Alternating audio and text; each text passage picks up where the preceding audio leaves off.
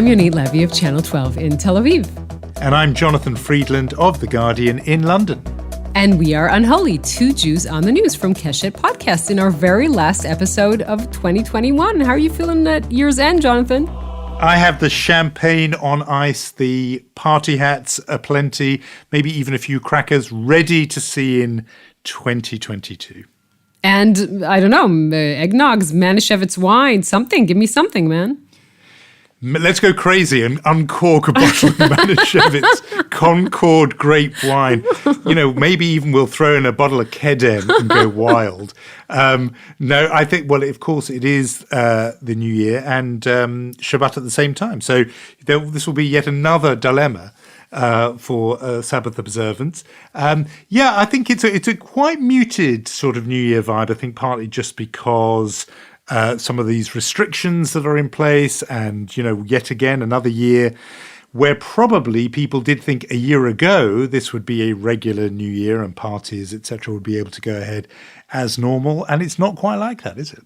No, it kind of feels like let's lower our expectations a little bit. I have good friends living in London, besides you, Jonathan, who I always call about once a month. And I say, you know, I think I'm having my COVID meltdown. They say, we don't call it COVID meltdown. We have pandemic sensitive days. So I think it's kind of been a pandemic sensitive year in that regard. And I hope that the next one won't. Now, we decided this episode to not try and, you know, look at our crystal ball and say what can happen. Because, you know, obviously COVID is the big unknown, and trying to predict the future in this world is, you know, you might end up like that famous 1924 article in the New York Times saying prison tamed Adolf Hitler, right? I mean, no, you don't want to be that person. So let's not. And instead, we're going to do something that you notice what a Jewish podcast? Let me interrupt you, because how Jewish is a podcast that when we're celebrating the New Year and getting into party mode, we mention Adolf Hitler within, 3 minutes? That's what we've managed to do. I think it's 4, if you're really petty. I think it took me 4, and that was a lot. Two Jews on the news who know how to party. That we're into the Adolf Hitler references before even the snacks have been distributed around the room. Well, this is what you need alcohol for. I mean, we're building it up. I think we're doing a good job. We're helping people. Definitely invite Yonit to your party early, because she really gets the party started with the Hitler references slipping in she's there. Obviously horrible at small talk, so invite her early when no one else is there and she doesn't have anyone Before to the talk coats to. are even off, we're into the Third Reich and the failed putsch of 1923. I'll have you know I'm very fun, Mr. Friedland, occasionally, like once in 2 or 3 years. Yes. What we're going to do on this podcast. Your idea for this program, which I really liked, was to give out the few things that we dread for the coming year, and one thing we look forward to, because we're Jews. We have more things we dread than things we look forward to. So each of us will talk about the two things that we dread, the fear, and the one thing that we look forward to. That is what we are going to do on this program. And now you shall begin. I shall, because and in a way we already got there, because, you know, I dread the idea that in a year's time, you and I will still be talking about COVID and what's the year ahead going to bring. Because last time, I remember we did know, as in New Year's Eve going into 2021, we knew that the vaccines were coming, and there was a hope that, look, maybe we have to just get through this next year, but then it will be over. And I think the idea that we are once again in restrictions and talking about waves and, you know, boosters and efficacy and so on is just, you know, fine for the year that's gone. But my dread is that it goes on another year, because partly, I mean, I, you know, approach this like many, many things, partly as a sort of father, and I've just seen, you know, my kids aged 20 and 17, these are meant to be the best years of their lives, you know, in a way, and they've a lot of their experience has been really diminished by this, and I really don't want that to keep happening. It's fine if it's sort of a period, but not if it's a really long period. And if you're 17, you know, 3 years is a big part of your life. And enough already is my sort of main point. I don't want this to be an endless loop where, you know, we think we get on top of it, we've found the vaccine, and then a new variant comes out. And so we have to start all over again. My hope, just to move from dread to hope in terms of COVID, is that maybe, and I think listeners will already have picked up, I am not a scientist of any kind, but the hope would be that perhaps if Omicron is the milder form and really does spread everywhere, then maybe that becomes the disease. And then, I know enough just from the history of with Spanish flu, eventually it became just regular flu. And that was the one everyone got. So that's my hope, is that we are, by this time next year, if it hasn't gone altogether, we're dealing with a much lower level thing that doesn't require us to upend our lives. Yeah, I mean, I'd agree with that. I think that I'm going to be the optimist between the both of us, which is a strange place for me to be. So I like it. Bear with me. But I mean, if we have the perspective of history, then we have to say that every pandemic dies down. Right. And here we have science and we have vaccines, that developed in warp speed. We will win this. It will take longer than we expected. We have to kind of, brace for that and know that. I said one of our episodes, I think it was like Yom Kippur, and I said, let's stop asking when will this be over and just ask ourselves how we live with uncertainty. So I take that back. When will this be over is a question we should ask. It will eventually happen. It will just, as I said, I think it will just take longer than we thought it would. I think that's true, but I find myself being slightly the kid in the back of the car who knows we will get there, but nevertheless keeps asking, are we there yet? And I do feel a bit impatient. I agree with you. We will beat this thing. Right. And also have to take into consideration the news cycle is so hurried these days, right? So you kind of want to know tomorrow what the Omicron is, and can it overcome the vaccine, yes or no? And we want the answer in an hour, and we want it until the next tweet. But these things take time, so it will take time. We have to take a breath and move on. Yeah, and I think the 2-year point is, in my head, March 2022 will be 2 years more or less. And in a way, I'm sort of saying, okay, I'll give you that. But then after that, you've had your fun. I'm done. You've had your fun. We're done. We're done after that. So anyway, that's my dread to get us going. Your first. That's one of them anyway. Your first of two. That's my first. I've got a long list, believe me. But what's on your mind for 2022? Well, it's a little bit different. I mean, obviously, I'm worried about COVID as well. But I think we talked on this program more than once about the high cost of living in Tel Aviv. We talked about Tel Aviv becoming the most expensive city in the world. And just to kind of stress that point, I think Tel Aviv was on the top of the list. New York was somewhere, I think it was number 6 on the list. And if you just compare the average salary in the country, which is $3,077 in Tel Aviv and $5,934 in New York, you realize the problem of living in Tel Aviv and just generally living in Israel and the high cost of living. And I know I said we're not going to look at the magic 8 ball, but I don't think that you have to be any kind of prophet or even any kind of economist to say this is going to get worse, right? I mean, the more we're going to have, of course, it's great that Israel is the high-tech hub and there are unicorns here and huge companies, but the more that happens and the more we talk about it, the more foreign investments are coming in, the more Israeli millionaires, the more are going to want to live in Tel Aviv, the more the normal people who don't have that kind of money are going to leave the city. And that money is not as yet, trickling down to the rest of Israel. You have a transportation system that is primitive. You have a lot of other problems. And this is not something that is changing. And when you look forward and say, okay, so obviously the Jewish mother doesn't want the Jewish Israeli mother doesn't want her son to be a doctor or a lawyer anymore. She wants him to go into high tech and be an entrepreneur. And that has a lot of huge societal, effects. It means what people are going to do in the military. It means what they do later in life. It means what kind of society we're going to be. These are a lot of things that I'm concerned about.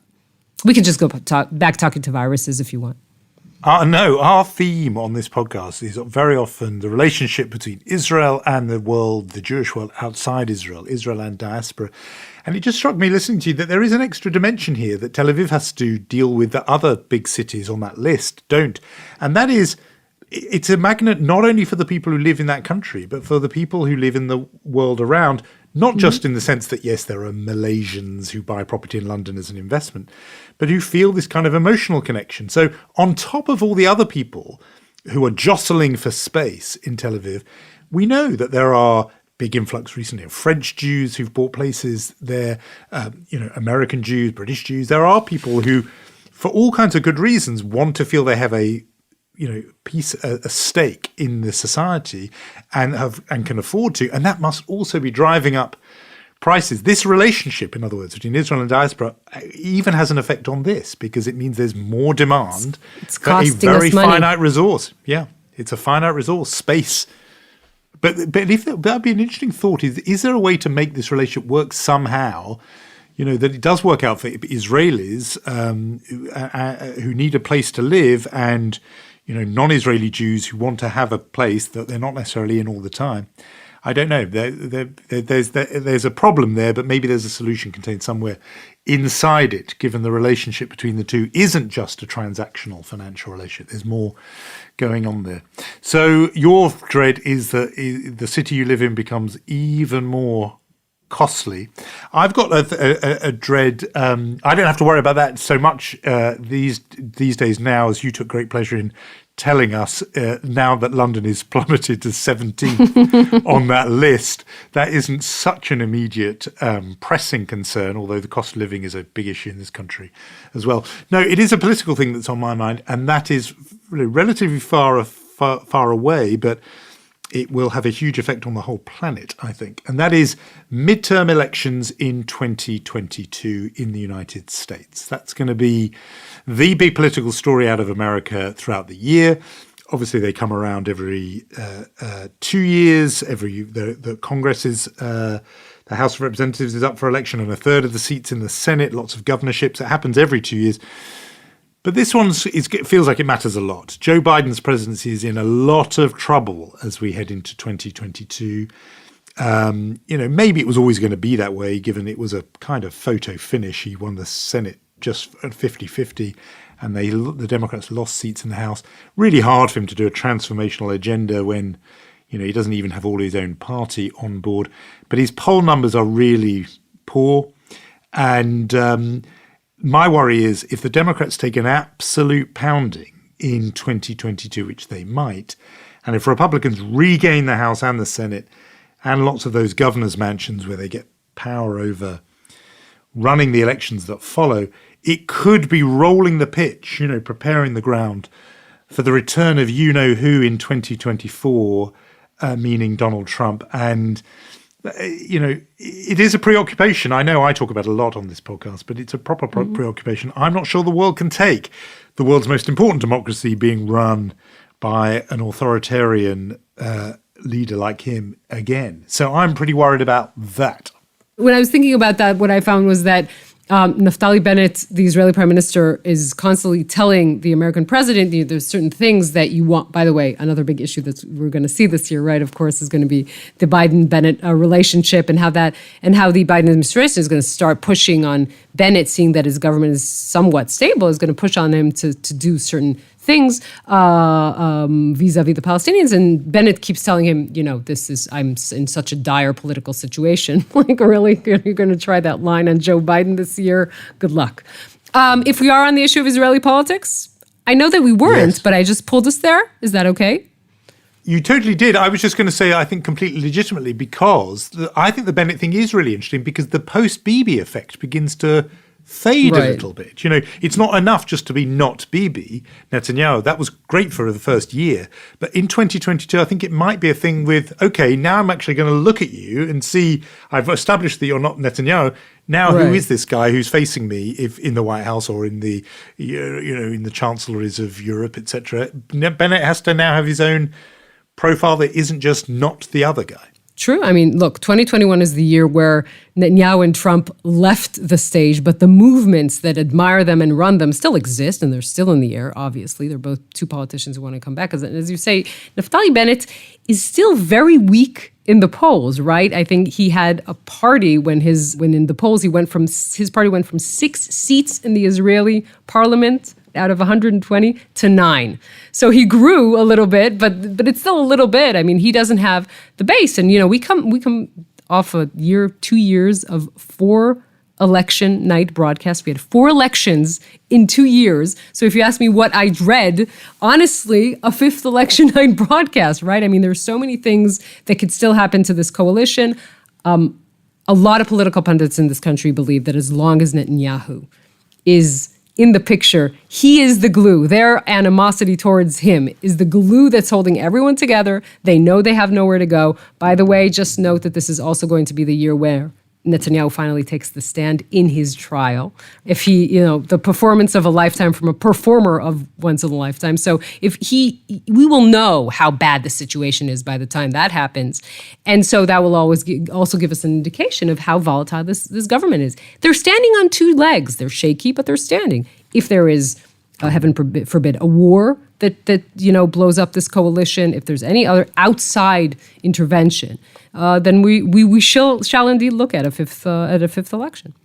Which I know for all kinds of reasons of just personal well-being, you are justified in dreading, because that is a marathon for you. See, who says we're not bringing you cheer and festive sweetness and light with that prospect looming? We should talk about what we do look forward to, though. And we should admit it took us a while to find those things, didn't it? I know. I'm worried now by what you said about how Jewish it is to focus on everything we're dreading.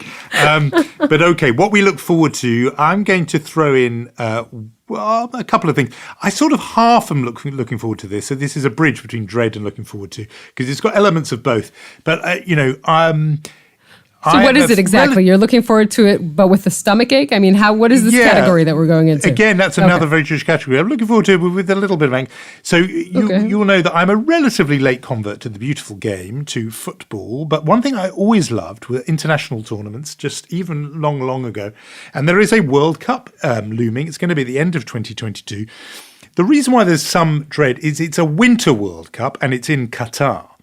And the grounds for dread there are winter, kind of not the right time. The whole point about a World Cup tournament is everyone's outdoors and even if you're not there, you're watching the games on big outdoor screens and people have friends over and barbecues and all that. And you watch the England team, amazingly last time, progress to the final, although of course eventually lose on penalties.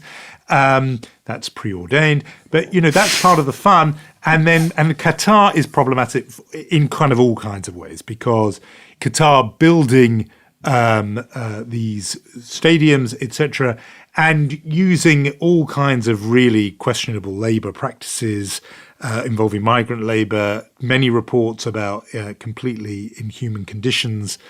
So it's come at a huge cost, this World Cup. But nevertheless, for the beautiful game itself and the football, it's always a treat, a big international tournament. So that's one of the things on my list.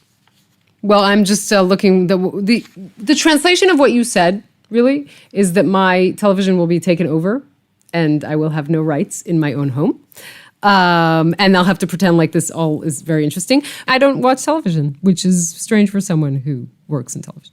But I can say that there are some cultural things I look forward to this year. If it's probably not going to be on a screen.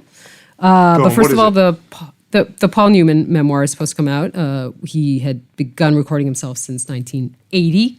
So I think that could be incredibly interesting thing to look forward to. Elena Ferrante, or whatever her name is putting out a book about writing, which I'm really looking forward to. I find that reading authors about how they write, even if you don't like reading the author himself. I'm thinking of Stephen King's book about writing, which is phenomenal, even though the rest of his novels scare the living daylights out of me. But that book is wonderful. So I'm really looking forward to that.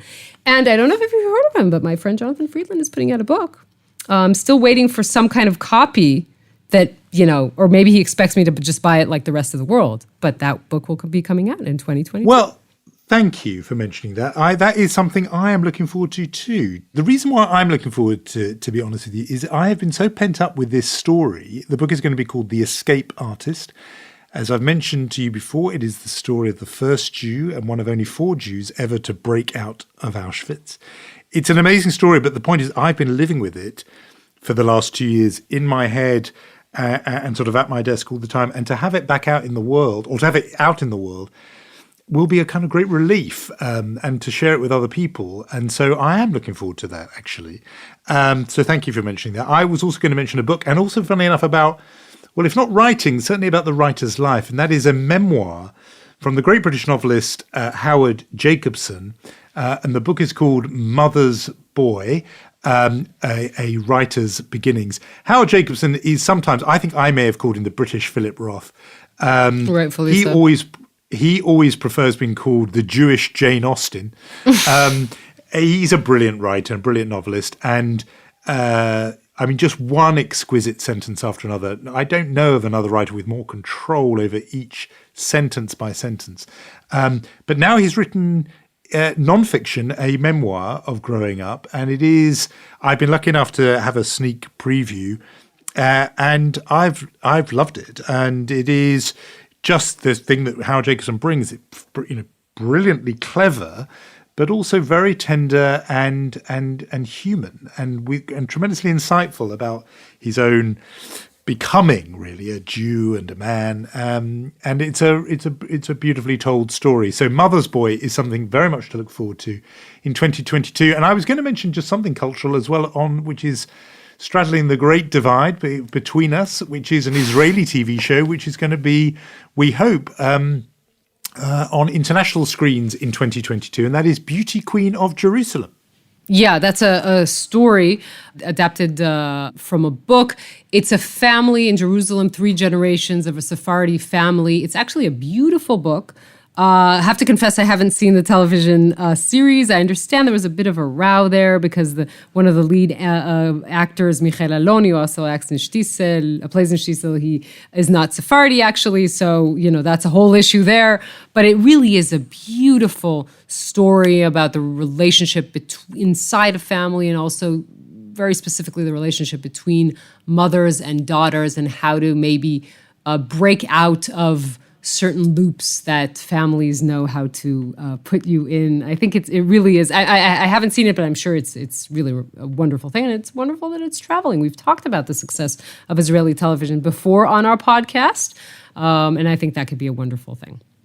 Good. So I agree, and that's a proper recommendation from you. Admittedly, of the novel, it now makes me think I should maybe do the novel first before it comes. Of course, you should do the novel first. We're nerds. What don't you get? Yeah. Now, we are not. What don't you get? It's so true. How have I not get that yet? Now, we're not going to do chutzpah and mensch of the year, because that is just too daunting an award. But I did want to mention, so it counts as a mensch. It's definitely in that category. We get some lovely notes from listeners to Unholy. And I got a lovely one sent to me from Juliet Overlander in the UK. Says, I so enjoy listening to you and Yonit on Fridays as I'm preparing Shabbat dinner. There's always something interesting that I can bring to the table in the evening that provokes a good discussion. She then goes on to say, you might be pleased to know that members of the Holocaust Survivors Centre in London know about your podcast too. As a volunteer, I run group discussions, and this week we talked about Unholy. That gives me great pleasure. We talk a lot about the negatives. That's wonderful.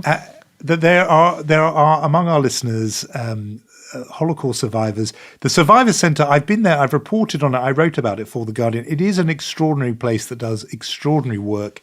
It's just the whole idea of it is profoundly moving. The people there are terrific. The discussions there, when I was there, lively and engaged. And the idea that Unholy is part of that is a great thrill. And we thank them very much that they're listening, really. I want to say something else about what I look forward to, Jonathan, if I may, which is we're going to live in, we know that we're going to see the meta and the avatars and all kind of virtual realities that the big tech companies are preparing for us.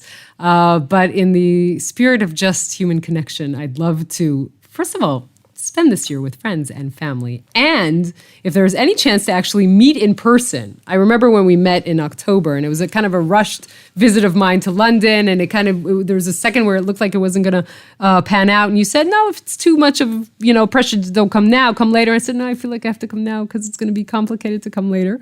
And it became indeed very complicated to come to London again. And if there's one thing that I kind of wish for this year is that we could actually meet in person.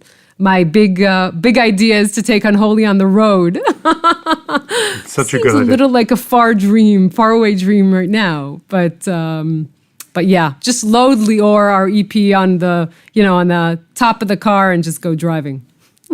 I really echo that. I want us to be able to meet in person. We've met in London, as you say. Next stop has to be Tel Aviv. I have made a point of being in Israel every year from age 16 onwards, from 1983 onwards. It was an unbroken run, but I have not been to Israel since the pandemic. So in 2022, I want that to change. I want you and I to be with each other in person in Tel Aviv. But also, as you say, we want Unholy to come to where you live, the listener. We would love to be on the road, as Yonit says. So that is a hope for 2022 as well. In the meantime, if you've enjoyed what we've been doing on the podcast this year, please do mention it to your friends. Make that a New Year resolution for 2022, that you write a review or give us a rating. Or in any other way, spread the word. Right, and it's our podversary in 2 weeks, Jonathan. So if a weird cutout poster of me arrives in the... just ignore it. It was a weird moment I had. Just ignore it. So have a great year. We shall meet on the other end of 2022, and I hope you'll have a great vacation. Some of us are not taking a vacation, so just have a good one. I know. Be well. We'll talk next week. See you.